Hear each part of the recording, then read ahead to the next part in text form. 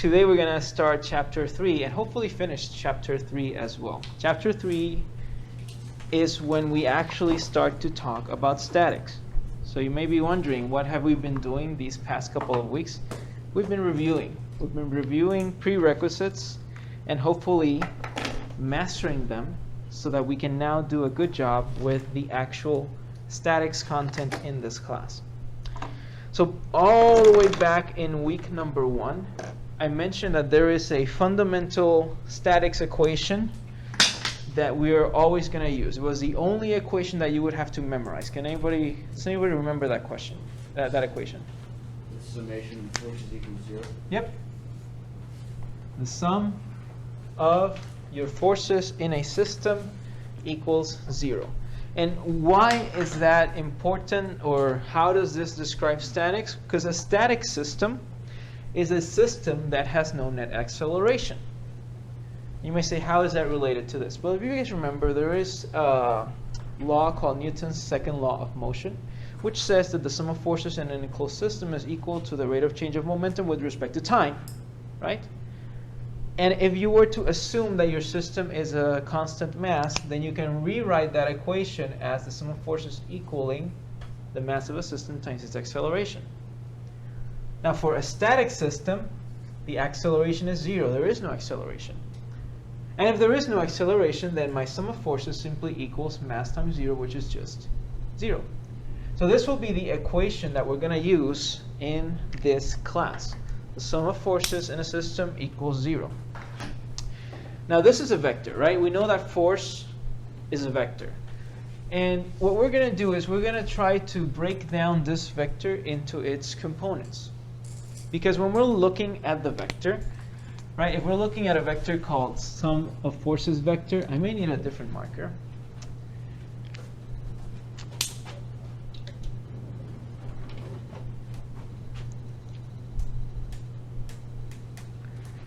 I guess I have to do what I have. If we're looking at sum of forces vector, we know that any vector can be broken down into its 3 rectangular components, right? An x component, a y component, and a z component. So this vector can be broken down into an x component, which is simply my sum of forces in the x direction, multiplied by my unit vector in the x direction, right? Can you see what I'm writing? Okay, because this marker is kind of bad. Plus my sum of forces in the y direction times my unit vector in the y direction, plus my sum of forces in the z direction times my unit vector in the z direction. And that is, right, how we would express this sum of forces vector in its rectangular components. So now, the question is, how does this relate to my equation of statics, right, which is sum of forces equals 0? Well, look at this. First off, we can't really add these terms algebraically, right, or arithmetically, because we have different unit vectors, different directions. We can't just add them up. Now, what that means is that for this equation to be equal to 0, then each of these 3 terms individually has to be equal to what? 0. Yeah. And from here, we can get the scalar form of this equation, which is that the sum of forces in the x direction equals 0, the sum of forces in the y direction equals 0, and the sum of forces in the z direction equals 0. Does that make sense so far? Okay. And we're done with chapter 3. Like, this is all there is, right? Sum of forces in any direction equals 0. But now we're going to see, right? Now we're done with the theory. We're going to see how we can use this in order to solve engineering systems. Now, when you are working as an engineer, you're going to want to reduce systems, real machinery, real phenomena, real natural phenomena. You want to reduce them into an understandable equation or model, right? And in order to reduce them, there are several different methods we can use, but the most important one, at least for most of you that are civil and mechanical engineers, The most important method for reducing your system into something quantifiable is by drawing what's called a free body diagram, or simply FBD. Have you heard of the free body diagram before? Can you explain to me what that is?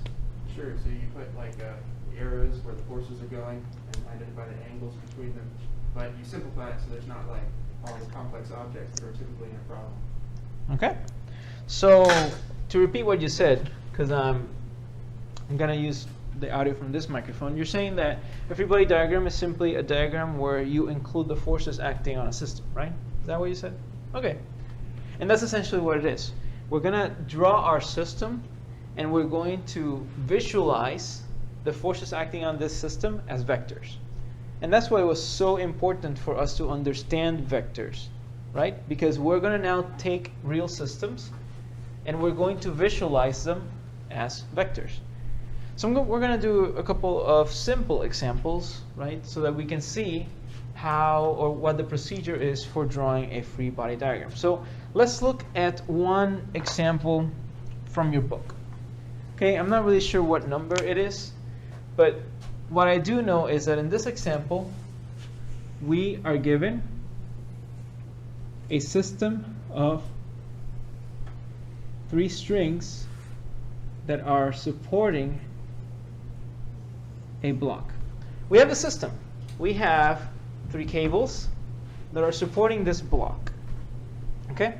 And I'm going to give you some values so that we can more or less quantify the system. We have a block that has a mass of 40 kilograms. Okay?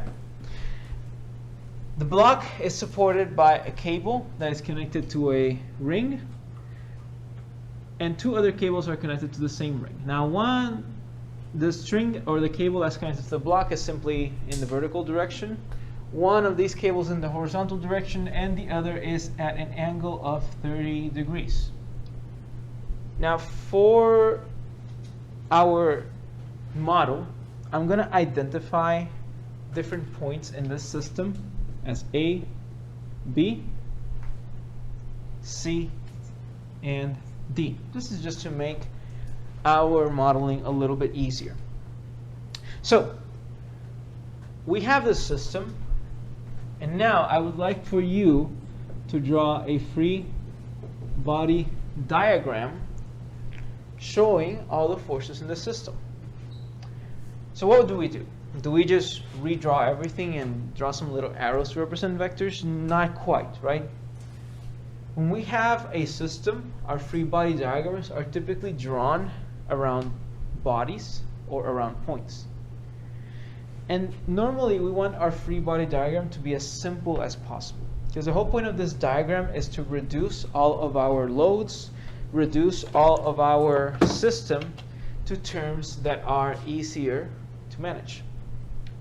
So if you look at this system, we have 4 points, A, B, C, and D. Ideally, I would like for my free body diagram to revolve around 1 point.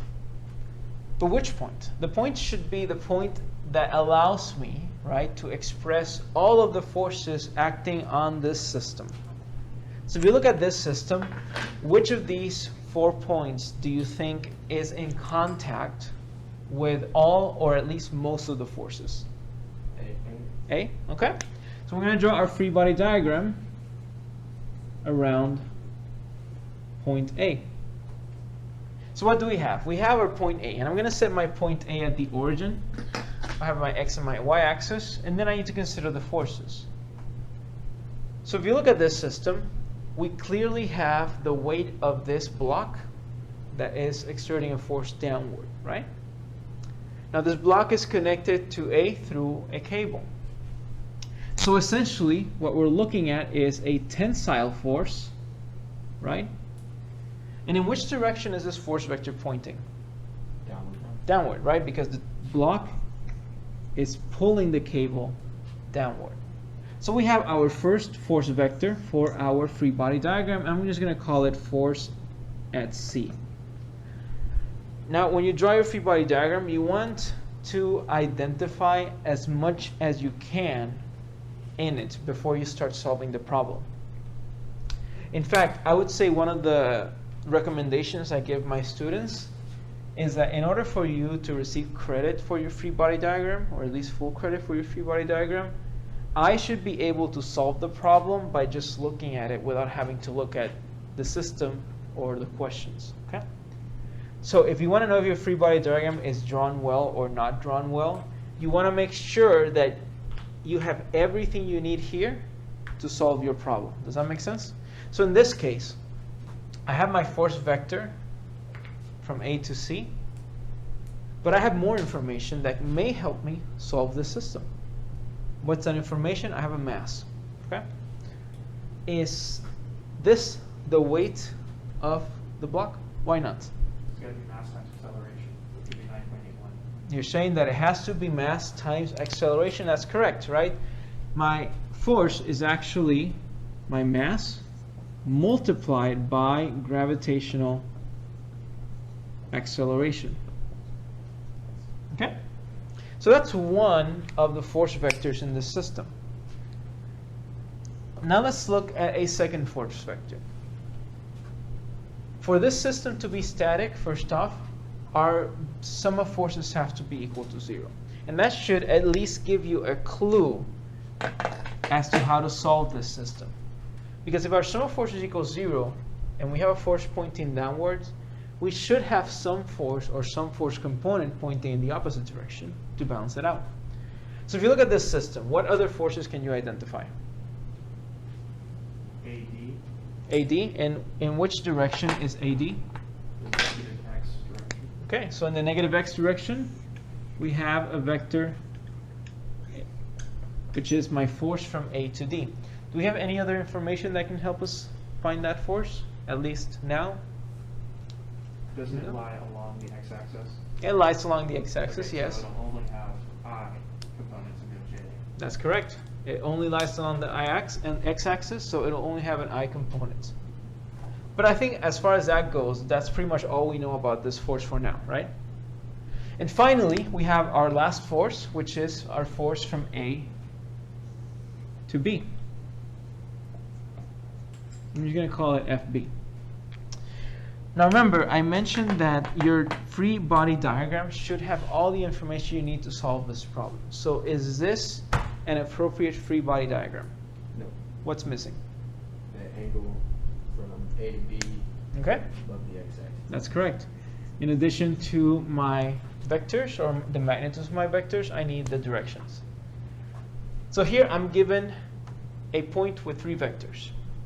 I'm given the directions of the 3 vectors: negative y-axis, negative x-axis, and 30 degrees from the horizontal. And I'm given some force information. In other words, I'm giving the magnitude of one of these vectors. Essentially, if you want to draw a free body diagram, that's about as good a free body diagram as any. But we're not just drawing these free body diagrams in a vacuum, right? We are drawing these diagrams because we want to solve them. So when I say solve the system, or when I say I want to solve this system, what do I mean? I have a system with a known force, but as you can see from the free body diagram, I have 2 unknown forces. A system that is solved is a system where I know all the forces acting on it. So if I want to solve this system, I would like to know what other forces are acting on it. So you use sine of 30 degrees multiplied by the weight of C. That Mhm. way you find the y component of the force B. And then with that information, you can use, I guess, sine, inverse sine of 30 degrees or whatever to find the hypotenuse, which is force B.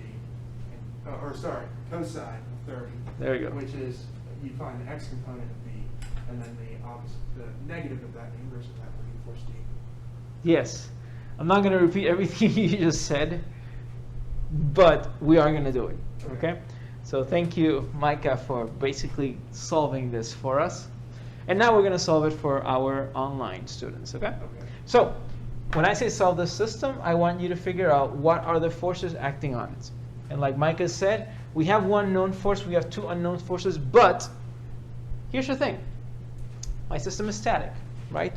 you see that these strings are connected to this hook, and which is connected to another cable which is holding a block. Now these strings are hinged at rigid surfaces, surfaces that don't move. In other words, these positions are rigid, they do not move, which means that this system is static. It's a system in equilibrium. And when I ask you to solve a system in equilibrium, which I guess I should talk a little bit about those terms. When I say that my system is in equilibrium, what I mean is that the forces in my system are balanced. And what I mean by that is that for any force, there will be an equal force, but in the opposite direction. And what that means is that my system is static. So you're going to hear these words, equilibrium, balanced, and static, used interchangeably. I can say that my system is in equilibrium, or I could just say that this is a balanced system, or I could say that this is a static system, but essentially I mean the same thing for all three. But why does it matter? Because if our system is in equilibrium, or if our forces are balanced, or if my system is static, then I can turn to my equations. And these equations are called the equations of equilibrium. In the x, y, and z direction. There's one more equation of equilibrium left, but I'm not going to talk about it now. We're going to talk about it later.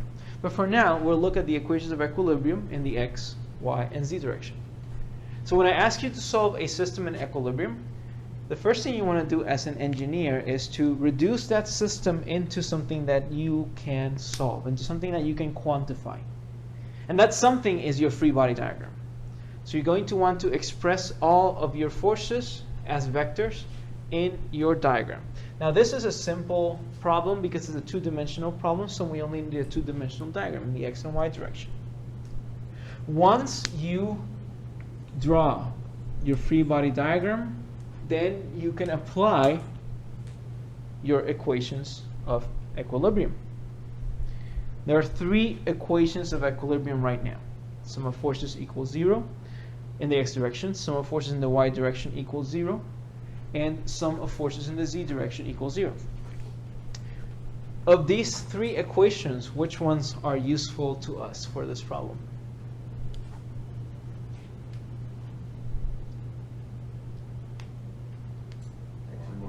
Okay, the x component force and the y component force, because we don't really have a z component in the force. So even though the equation is still true, it doesn't really help us find anything. Okay, so I'm going to apply my equations of equilibrium, my sum of forces in the x direction, sum of forces in the y direction. Now a question that I sometimes get is, which one should I use first and why? The answer really varies, right? It really depends on how much information you're given. So my advice to you is that if you want to know which equation to use first, be it the x direction or the y direction, first off, it doesn't matter. You're going to get the same answers regardless. But I would recommend that you start with a direction where you have the most information accessible. In this case, I have a force already. And this force is acting in which direction? In the y direction, right? So because I already have a force, and because that force is acting in the y direction, I would probably want to start with my equation of equilibrium in the y-axis. So I get that my sum of forces in the y direction equals 0. And what does that mean? It means that the sum of all the forces acting along the y-axis equals 0. So which forces do I have? Well, I have this force, this known force F sub z. Okay? I'm going to just write it down here, F sub z.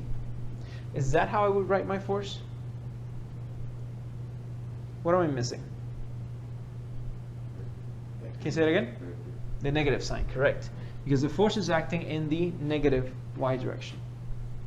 So I get that negative force in the z direction, and then I have to continue adding up whatever forces are left. So if you look at this system, are there any other forces acting in the y-axis? Yes. Which ones, Ruben? FB. Okay, so we have a y component, right, of my FB. Is that correct? Good. So I'm just going to write F b, y. The y component of my f sub b.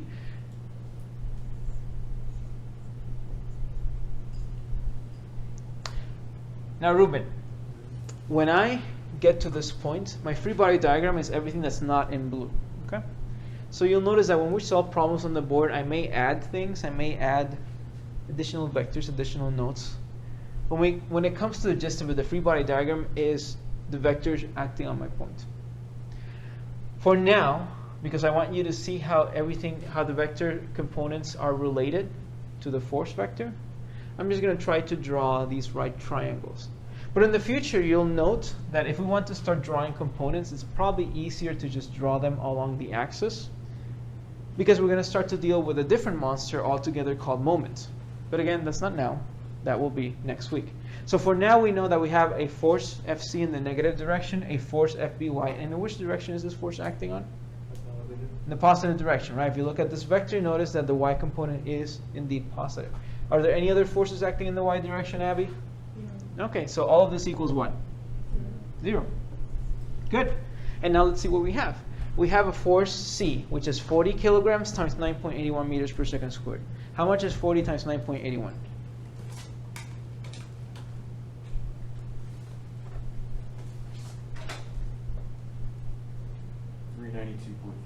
Okay, so we got 392.4 what? Newtons, right? Kilograms times meters per second squared is newtons. Plus my force B in the y direction. Now I could just solve for this force, then divide it by the sine of 30 to get my force B. Or if I want to make things easier for myself, I'm going to try to make it a habit of always expressing my forces in terms of the actual vector, not its components. So instead of writing this as my force By, my y component of my force, I want to write this as an expression in terms of just my force B. And how would I do that? How do I relate force B to force B in the y direction? Sine 30. Exactly. Sine of 30 degrees. Okay? So we have our equation of equilibrium in the y direction. We have that 392 newtons is equal to my force B times sine of 30 degrees. And we can solve this equation of equilibrium in order to find my unknown. And if we look at the equation carefully, we see that we only have one unknown, which is my force B. So Micah, do you think we have everything we need to find force B? Yes. Okay, so can you find it for me?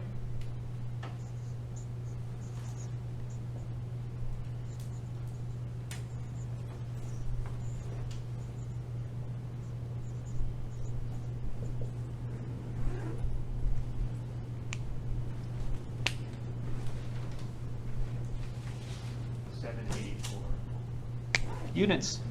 Newtons. Good. Now here I want to talk a little bit about our directions and our signs. You notice that if a force is acting in the positive direction of the axis, we express it as a positive force.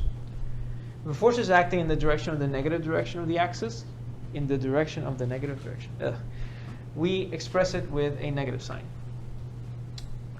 But then what about this force B? This force B is acting not along any axis particularly, but just on the xy plane. Now if you remember, last week, probably last week, we talked about how these forces on the planes, we don't really call them positives or negatives, because a force can be in the positive x and positive y axis, or it could be in the positive x but the negative y axis. So when it comes to that, you may wonder, well, which sign do I write? Remember one thing. In these vectors, the signs normally, all they represent is the vector being multiplied by a scalar of -1. That's all they represent. So in this case, my force B is positive because I assumed that my force B in the y component was positive. So when we're trying to solve for vectors, when we're solving for an unknown, you'll notice one thing. If your assumption of the direction of the vector is correct, you're going to get a positive answer. If your assumption of the direction of your vector is incorrect, you're going to get a negative number. So what am I saying? Let's say that we didn't know. We weren't sure in which direction this force was acting. And let's say that we incorrectly assumed that the force was acting downward. If I assumed that incorrectly, I would have simply inserted a negative sign. Is that correct? Right? If that was my assumption, I would have ended up with a negative sign here. And notice that in order to solve FB, we would have ended up with negative 784. Now what does that negative mean? That negative doesn't mean that the force is acting in the positive or negative direction. What that negative means is that my force was assumed incorrectly. So if you're solving your problems and you're trying to solve for a force in some direction, some arbitrary direction, and you don't know what that direction is, and you end up with a negative sign, that's probably a clue that your assumption was incorrect. So what do? If I were you, I would just erase, redraw. Okay? Just so that we know that we are looking at the correct directions. Okay? So don't be scared. Whenever you're working with vectors, or you're trying to solve for unknown vectors and you get negative answers, that just means that your initially assumed direction is incorrect. So we found force sub B. And we said that this force was equal to 784 newtons. Is that it? Have we solved the system? No. So now we can find the remaining force vectors. So what equation can I use?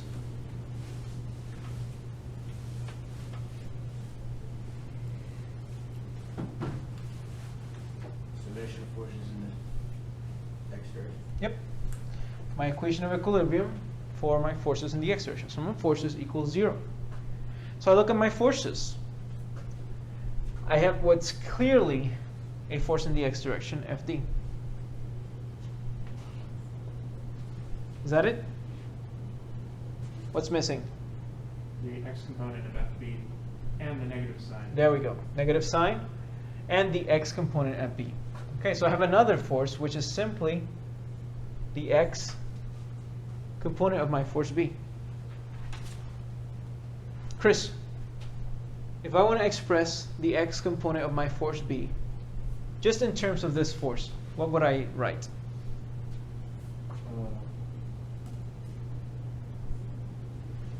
Plus. Plus, yeah, that's true. Positive because it's acting in the positive x direction.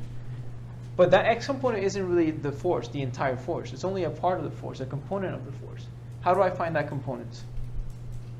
Equal to 0. Yep. Cosine of my angle. Now remember, when we're talking about angles, sine and cosine isn't always directly related to x and y. Because I could have, instead of giving you an angle of 30, I could have given you an angle of 60 degrees from the vertical axis. In which case you would have ended up with cosine of 60, sine of 60. Okay? But let's just go back to the simple one, right?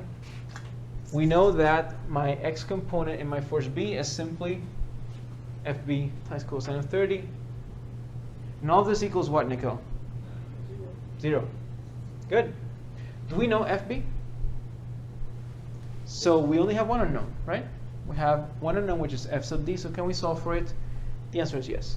So I get that f sub d, and try to find me the answer, Kyle, equals FB cosine of 30.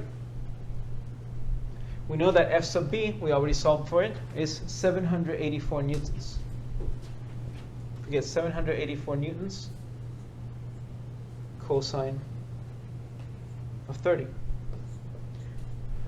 So Kyle, what is f sub d equal to? 679.3.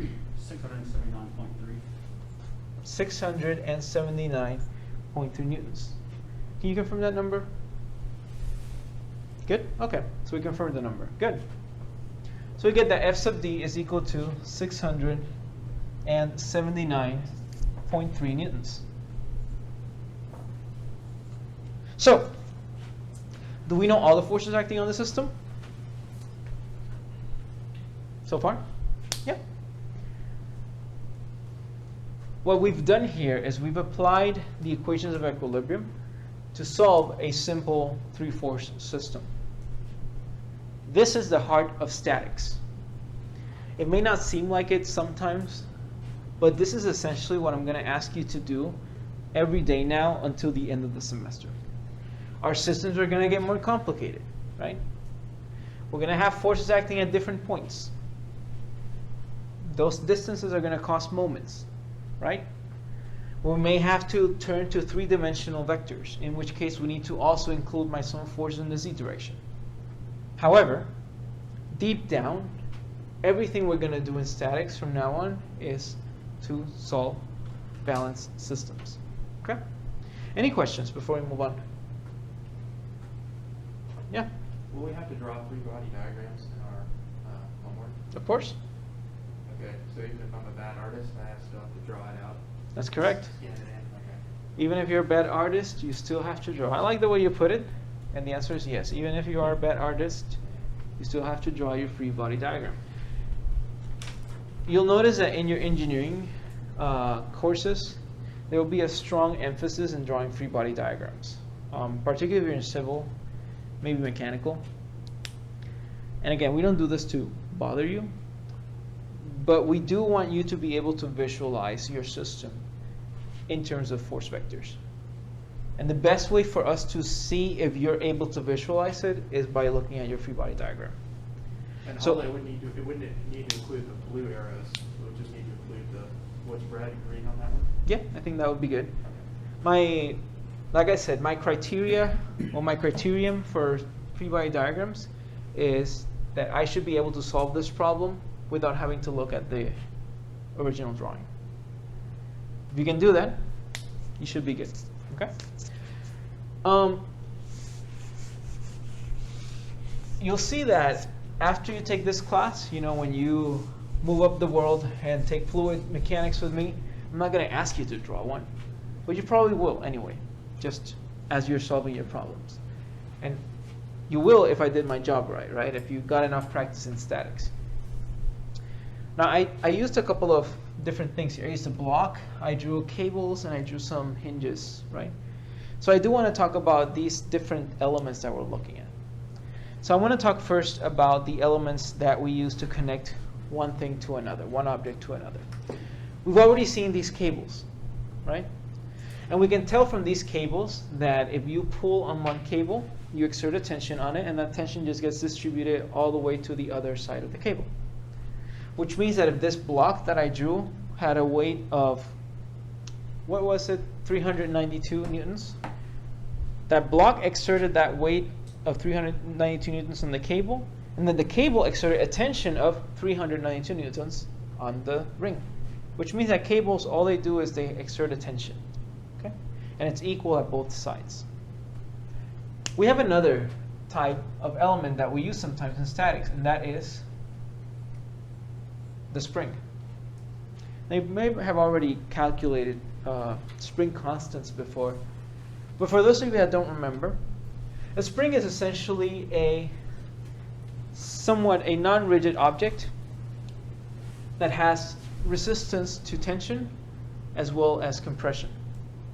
So how do springs work? We have a non-rigid object. However, this non-rigid object resists tension. Typically, springs have some sort of initial length, which is a length when there's no force applied to it. But if I were to apply a force to this spring, I may actually deform it a certain length. This deformation is typically called or represented with the variable s. So I have an initial length, and I have a final length, which is just L plus S. And that is if I pull on this string. So let's say that this string is holding some sort of ball. So how do I know the force that the string is exerting? Well, you're going to have your ball. It's going to pull down on your string. It may oscillate a little bit, but eventually it's going to remain static. And if it remains static, then that means that whatever force exerted by the ball, in other words, the weight of this ball, should be equal to the force exerted by the spring. Okay? So that force from the spring is simply equal to a spring coefficient times the length it is deformed. This spring coefficient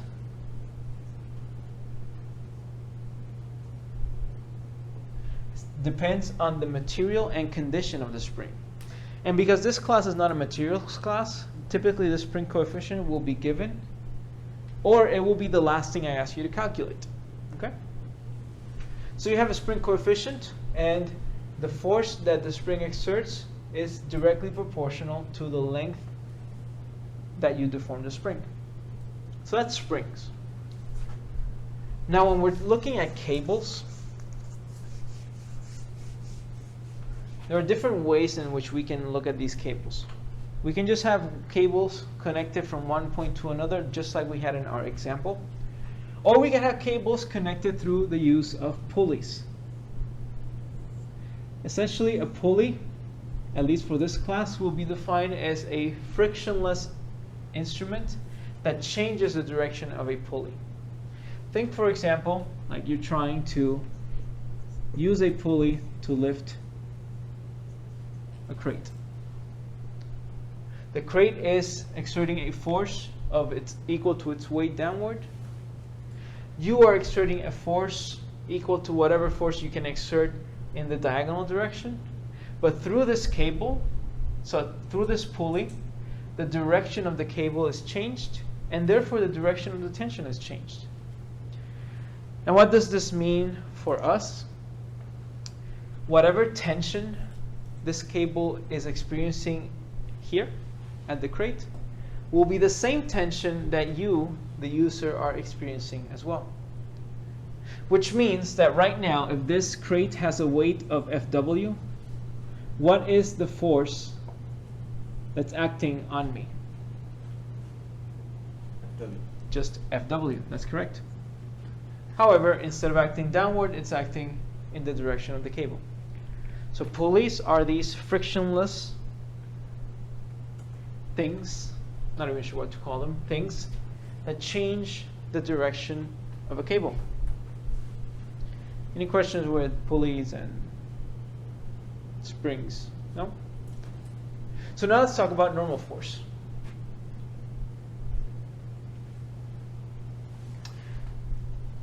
What do I mean when I say normal? Do you know?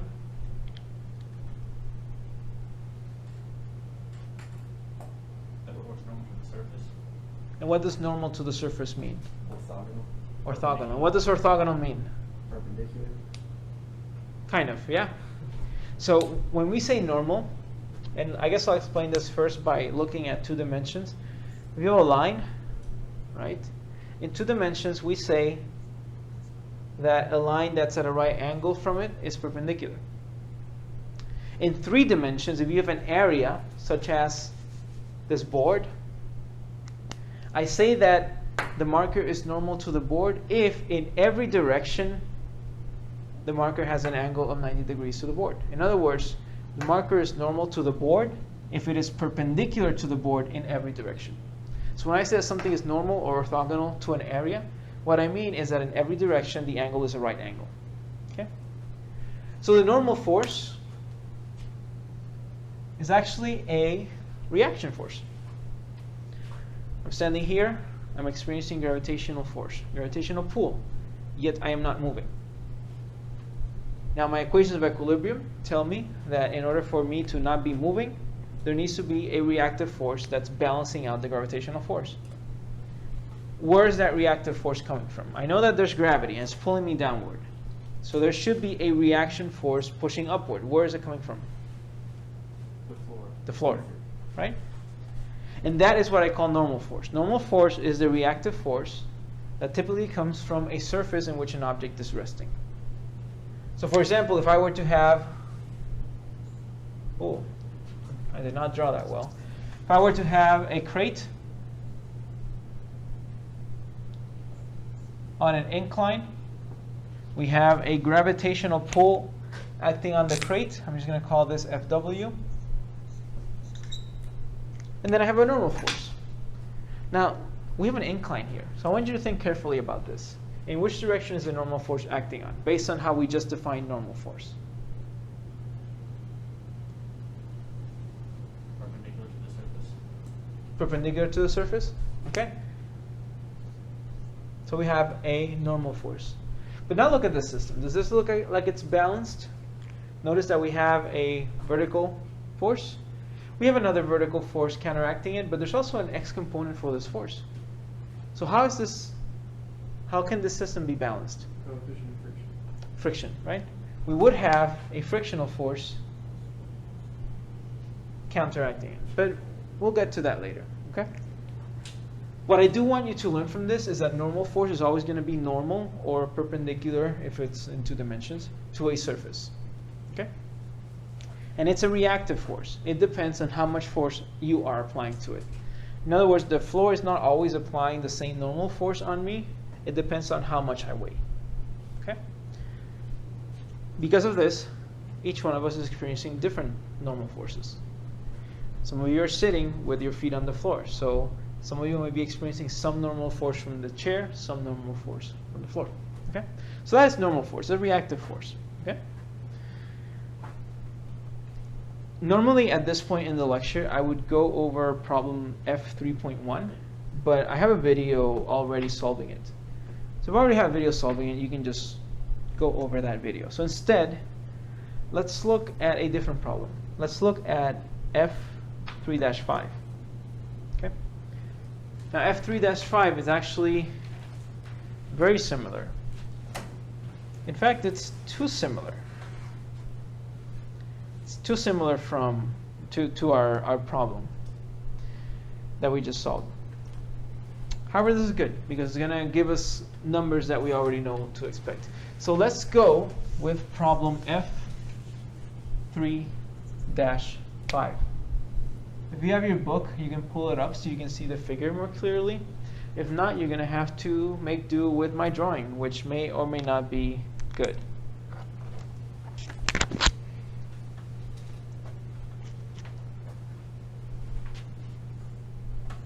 So we have a similar 3-cable system pulling on a block. However, this cable, instead of being connected to a hinge, actually passes through a pulley, which is connected to a separate block. This second block weighs 40 kilograms. The angle for the diagonal cable is 30 degrees.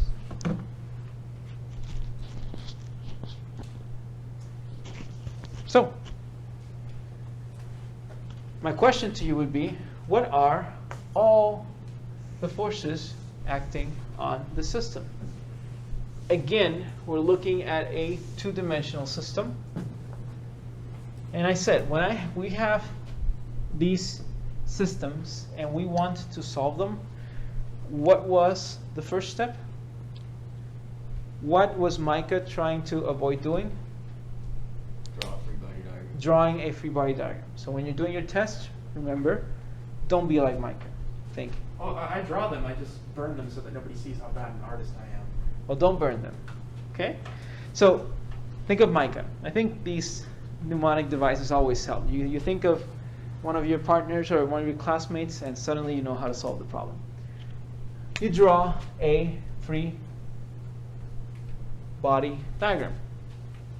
Now here, I'm going to have to identify these. So I'm going to call my points A, B, C, D, and E, and I'm just going to try to follow the book. The book calls this one A, B, C, D, and E. I mentioned that when you're drawing your free body diagram, you want to draw as few elements as possible. In other words, if you can focus on just one point, then just do one point.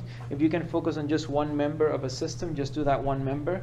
In this case, you want to make sure, right, that your point has all or at least most of the forces acting on it, so that you don't have, so that you reduce the necessity of drawing 2 different points. So which point would you draw your free body diagram around? E? Okay. So we're going to draw a free body diagram around point E. Andy, do you think all forces are acting on E? Yes. Okay, Andy says yes. So let's talk about those forces. Which forces can you identify acting on E?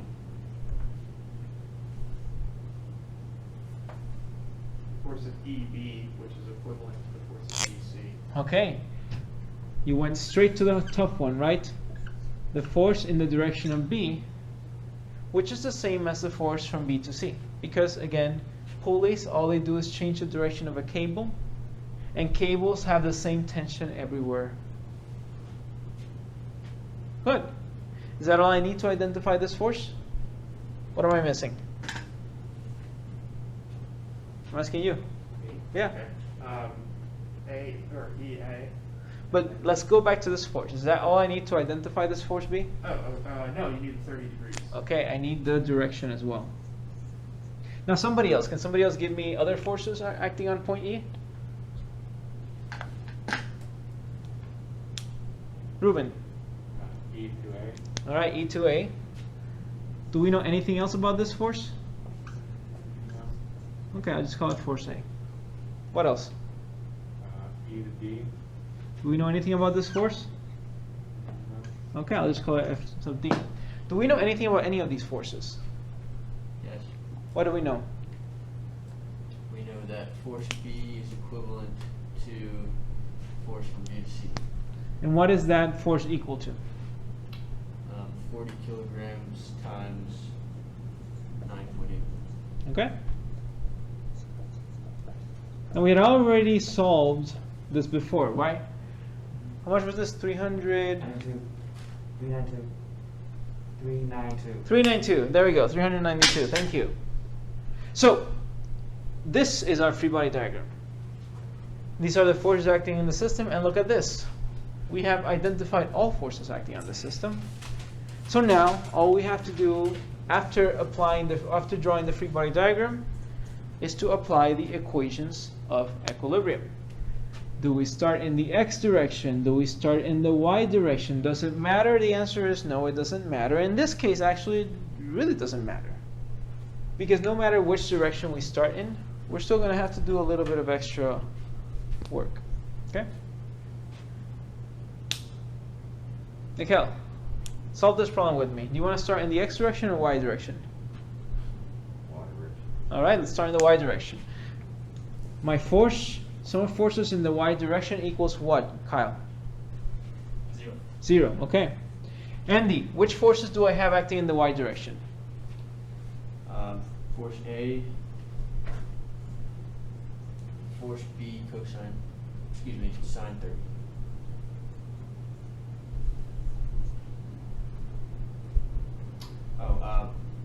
Minus FA plus FB sine 30. Abby, what is this equal to? 0. Abby, do we know force B? Yes. Okay, so can we solve for force A? Yes. Okay, so what's force A? It's half of 392. Whatever that is. 196. Can you say that again? 196. Thank you. Good. So we found one of our forces.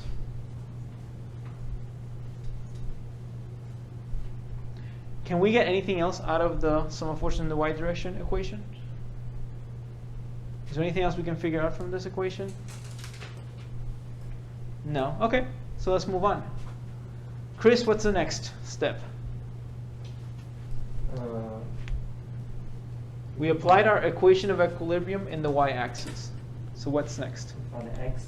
Okay, we apply the same equation of equilibrium, but along the x-axis. And what forces do I have in the x-axis? Well, we know, right, that we have a D.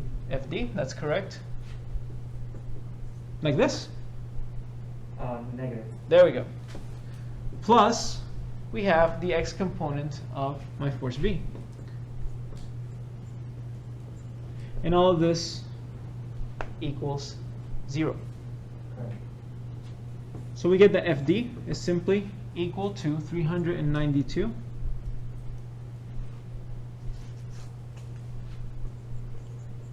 newtons times cosine of 30 339. Units? N. Newtons. Good.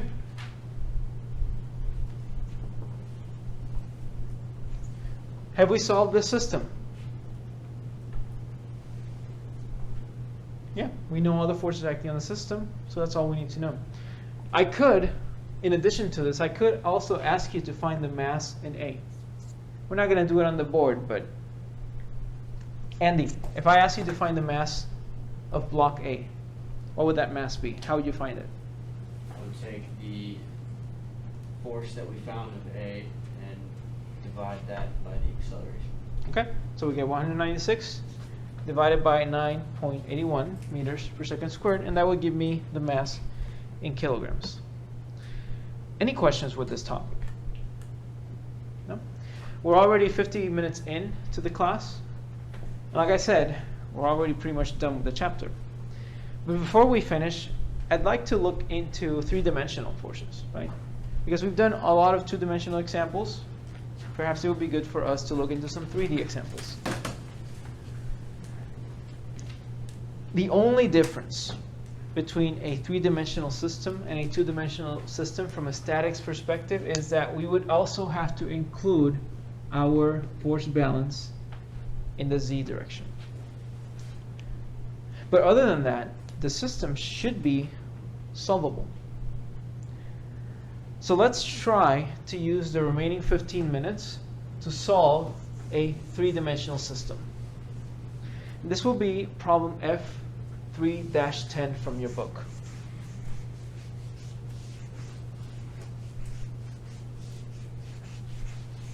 If you have your book, I strongly recommend that you use it because I'm not very good at drawing three-dimensional figures. Now what I do with my other statics section, I typically try to rush through this problem. Not rush, but encourage you to try to solve it quickly. Because these two-dimensional problems are not really the types of problems that you're going to see in the test. You're probably going to see something a little bit more complex. So what we're going to do is I'm going to start asking each one of you, possibly in order, to help me solve a problem. So try not to fall asleep. Try to solve it as everyone else is solving it so that when it's your turn, you can answer the question. You're going to be first, of course, but let me draw this system.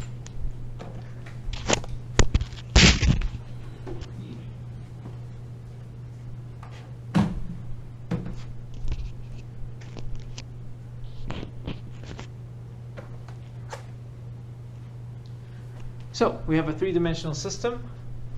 I have my x-axis, my y-axis, and my z-axis. I have a ring at the origin and a force of 300 pounds acting on that ring in the negative z direction, so directly downward. Perhaps this ring is holding some sort of weight, 300 pounds.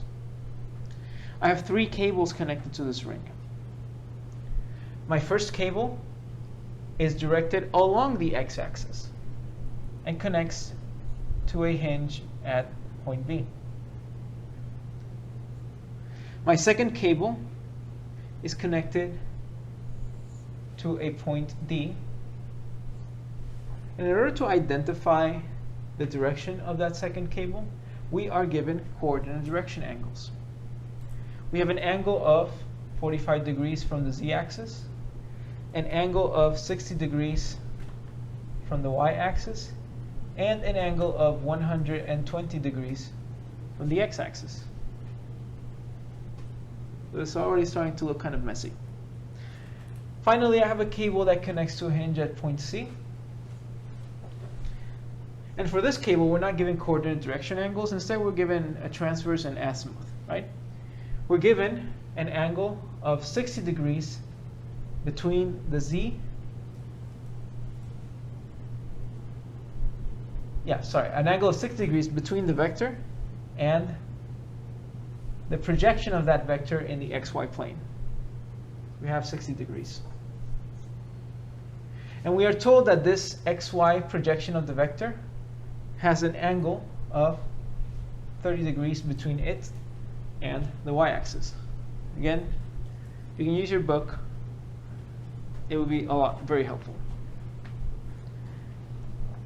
So now, I would like for all of us to solve the system. In other words, I want to find the force, in this case the tension, in all of our cables.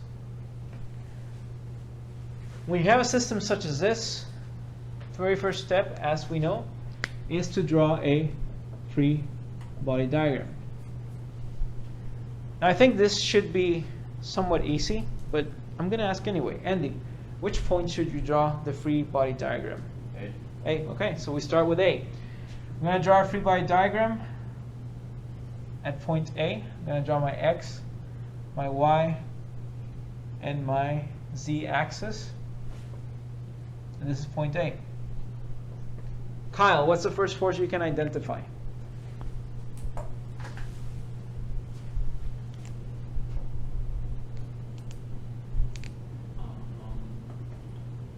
D. Okay, you identify a force D. And we are told that this force D is given to us in coordinate direction angles. So we have 45 degrees, 60 degrees, 120 degrees. I would have started with an easier one, Kyle. Abby, what force would you identify here? A, okay. Actually, a force acting on A, right? Directly downward. I'm assuming that's the force you were talking about, right? Okay. A force of 300 pounds. We're not really sure what to call it. We'll just leave it at 300 pounds because we already have its magnitude. Nikhil, what's the next force? C. Okay, there is a force acting from A to C. Okay. And I'm going to call this one D. I'm going to call this one C. And again, for this force, it's a little bit tricky because we are given an angle between the vector and the projection of the vector in the xy plane, and an angle between the y-axis and that projection. So that one's a little bit harder to figure out, but we'll do it. Finally, Chris, what forces am I missing? B. Okay, a force that acts from A to B, and that force is easy because that force is acting right along the x-axis. We drew our free body diagram. Micah, what's the next step? Not burn it, right? What's the next step? Yeah, we identify the force that we know, which is A, so that's 300 pounds, Okay. which is weight. We don't have to take into account acceleration. Okay. So 300 pounds in the negative Z direction. Okay, and what do we do with that? We use that to... Or I guess let me repeat it because the microphone. So what you said is we identify the forces that we know. We know that there's a force of 300 pounds. It's actually already a force measurement, so we don't even have to calculate anything related to acceleration. So now my question to you is, what do we do with that? We use that to, and then we're gonna have to figure out the Y components, or sorry, the Z components of force C and force D. Perfect. So we're going to use this in order to figure out the Z components of the other forces. So let's go and apply our equations of equilibrium. And based on what you're saying, since we already know a force that's acting on the Z-axis, why don't we just start with my sum of forces in the Z direction? Is that okay? Okay. So we get our sum of forces in the Z direction equals what, Ruben? 0. And what forces are in the Z direction? 300 pounds. Like this? Negative. Negative, that's correct. What else? We also have F, D. Okay, we have the Z component of F sub D. And is that positive or negative? Positive. Okay. Any other forces in the Z direction? I think that's it. Andy, help him out. FC sub Y or sub Z. Okay, remember that this force also has a component in the Z direction, okay? So we have F, Z sub C. Positive or negative, Andy? Positive. Okay, all this equals 0. So we have negative 300 pounds plus my component of D in the Z direction. But remember, I typically don't want to express it this way. I want to express it in terms of the actual force. So Kyle, how can I express my Z component of F sub D in terms of just F sub D? What would I have to do to turn this into F D in the Z direction? No, cos cosine of 45. Take the cosine of 45. That is absolutely right. Because we have coordinate direction angles, and these angles are simply the angle between the force and your axis.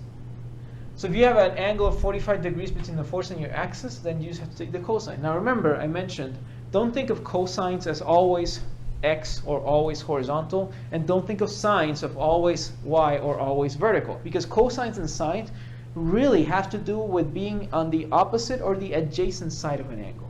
In this case, if I were to draw this right triangle right here, I have an angle of 45, I have my hypotenuse, and what does my cosine say? Cosine is equal to adjacent over hypotenuse.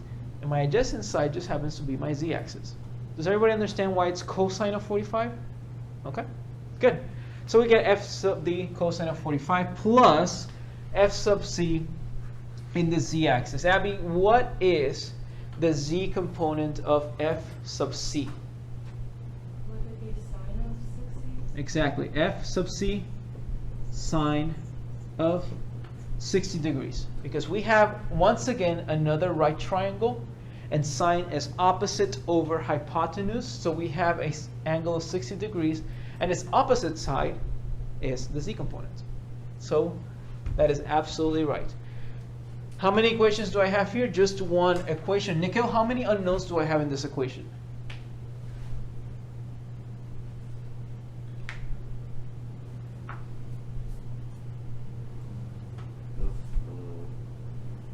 B?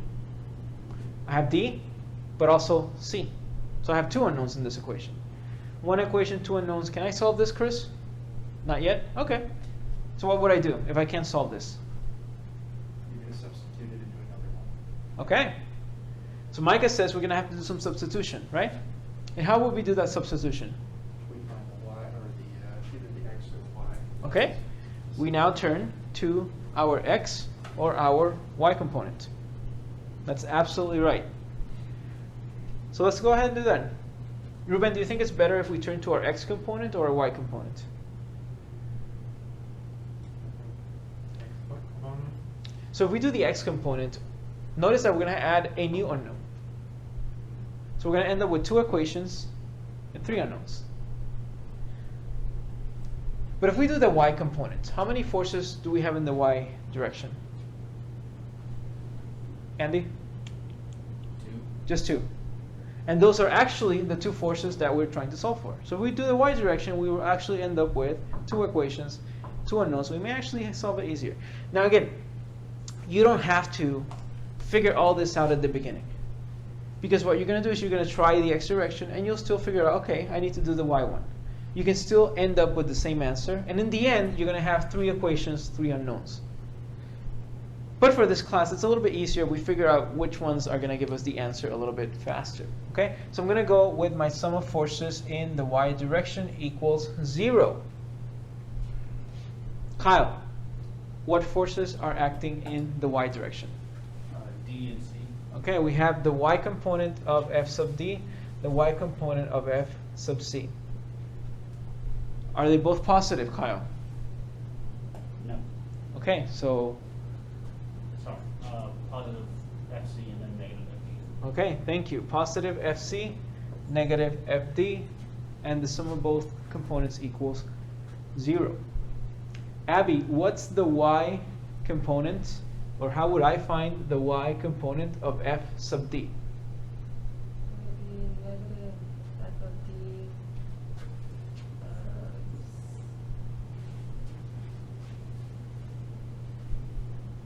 Is that one sine 60? It would actually be cosine. Remember, Cosine. coordinate direction angles are always angles from the axis.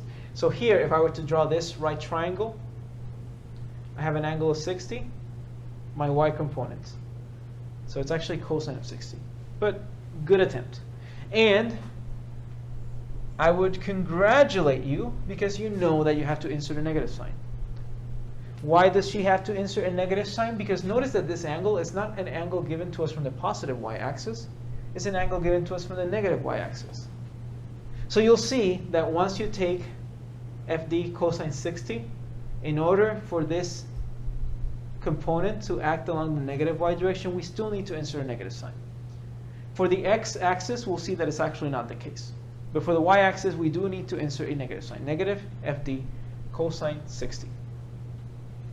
Plus, and then we have our FC in the y direction.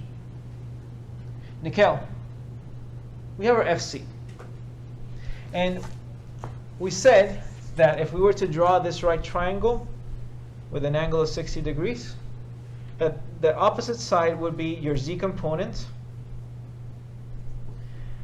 What would this adjacent side represent? In other words, what does this line represent? Exactly. It represents the projection of the vector in the xy plane.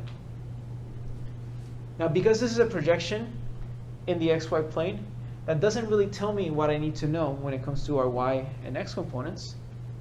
So how can I use this projection to find my y and x components? Chris? What do you think? I know that this is fxy. So how do I go from here to my y component?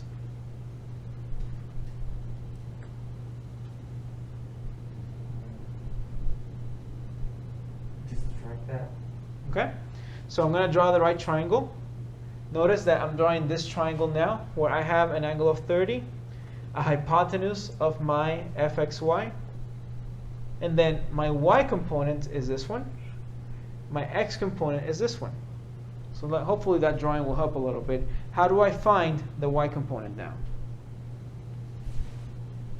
Micah? Take the cosine of 30. Okay, so we take the cosine of 30. So Micah, Yes. would this be correct? Would I say that this is f sub c cosine of 30? Yes.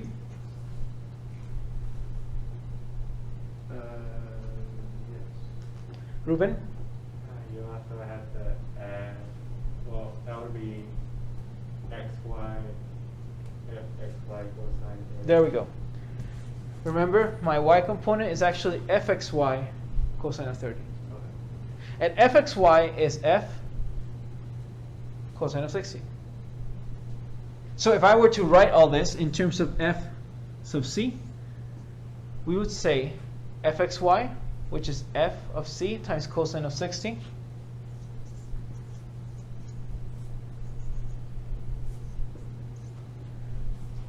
times cosine of 30.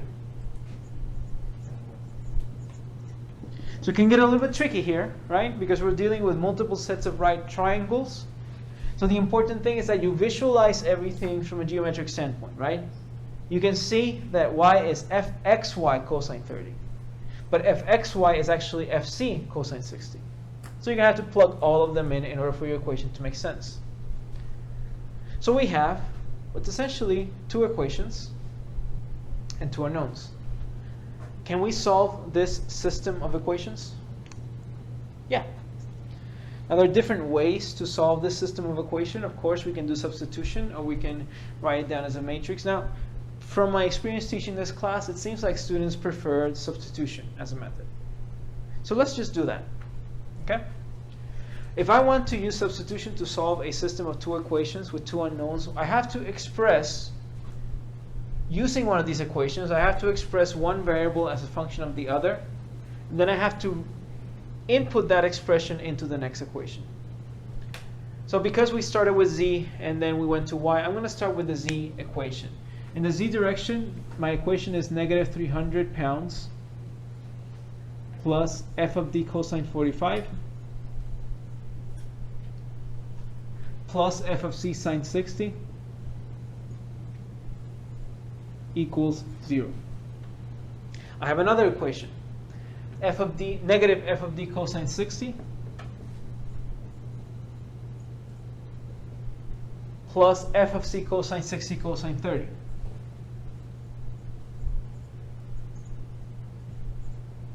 equals 0. Have you ever done that, the method where you just simply add these equations up? That's one way of solving it. But like I said, today we want to try substitution. Actually, yeah, we're going to have to try substitution. When does this class end? Oh, I guess this class is over then. Solve it yourselves. The answers are in the back of the book. Okay? Try to solve it. figure out if you got the right answers. If you didn't, come to me. If you did, then we can start our next topic next week. Have a good weekend.